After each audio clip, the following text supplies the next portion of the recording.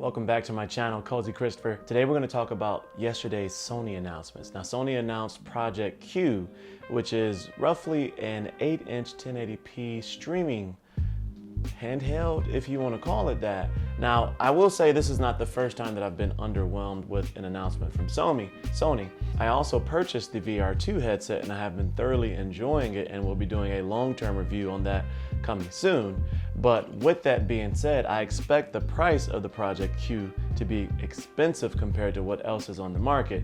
Now, we all know what's on the market currently as far as handhelds for streaming consoles. You have the new Razer Edge, and then you have the Logitech G Cloud, which I've raved about and I consistently use all the time in travel and in home applications. The other announcement that they made was that they're going to be releasing their very own earbuds, or completely wireless, true wireless earbuds, with all details for both projects to be released at a later date. Now, currently I'm testing the Razer Hammerhead PlayStation 5 edition gaming earbuds, and I'll be having a but a long-term 3-month review, or whatever the case may be, since I've had them since launch. I'll be doing a review on those here pretty soon, and those are fantastic. And so with that being said, what is the value add or the value proposition for the new Sony releases that are coming up later this year? I'm a little anxious to see what Sony announces closer to the release of the Project Q, to see all of the specs and what the machine is actually capable of.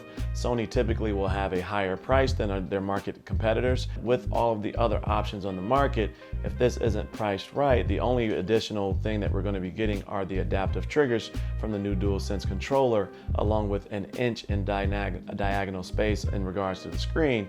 Now, the PSVR2 released earlier this year at around $500, and it also utilizes the PlayStation 5 to power its experience. This new handheld coming in, I'm worried about the price, and that's the biggest deterrent for me. Knowing Sony though, however, it's going to be a high quality, very well put together device. That's not in question at all.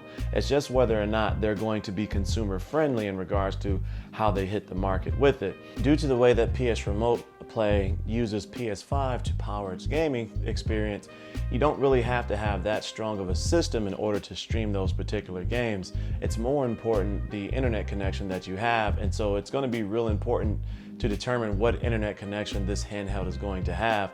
Most gaming handhelds on the marketplace have gone with the standard Wi-Fi 5, which I think misses the boat when Wi-Fi 6 and Wi-Fi 6E is starting to be the standard across wireless platforms of serious gamers. That would in itself would be worth a higher asking price compared to the Logitech G Cloud and the Razer Edge and some of these other handhelds that are using the old Wi-Fi model, especially for a streaming specific platform.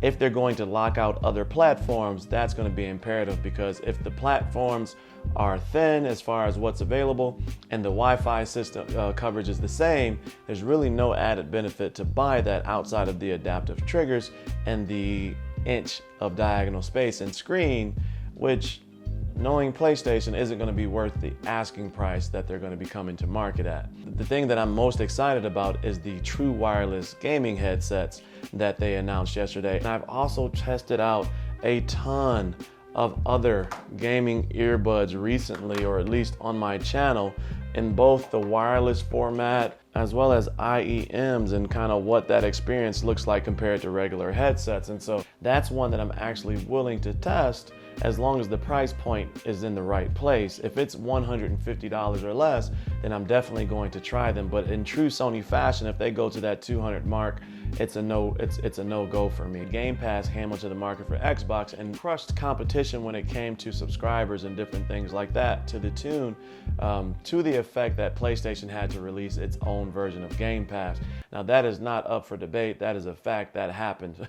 So for all of you that want to argue those points, Game Pass was so much of a consumer-friendly product that PlayStation had to come up with its own option, especially when MLB The Show went to Game Pass, and that was a huge loss for PlayStation in regards to exclusivity. And so I'm anxious to see what PlayStation offers this year, and whether or not they're going to offer the other platforms on their new handheld, because if they don't offer the other platforms, GeForce Now, Game Pass, Amazon Luma, whatever that's called. I'm not even sure if people play that. It's going to be even more reason not to purchase the Project Q. And so I'm anxious to see what Sony does. The ball is definitely 100% in their court in regards to that. So let me know your thoughts below on your expectations for the Project Q. Are you thinking about purchasing it? Have you purchased any of the other streaming platforms to this point? Logitech, Razer, etc. Have you purchased any of them? Do you have a Rogue Ally on pre-order? I have one on pre-order, so make sure you tune and subscribe for content that's going to be releasing around that. I don't know. Maybe I'll get the PlayStation Project Q to compare it to the Logitech G Cloud and compare it to the Rogue Ally. If the Rogue Ally is robust in streaming platforms, it almost makes that Project Q obsolete if the price is anywhere near it. If the price is $450, you could spend another $150 and at that point get the Rogue Ally, the downgraded version, if all you're going to be doing is streaming. So it's interesting to see the price point. That's going to be vital for PlayStation. So let me know your thoughts in the comment section below. As always, stay cozy in that crazy world, and I'll see you in the next video. Peace.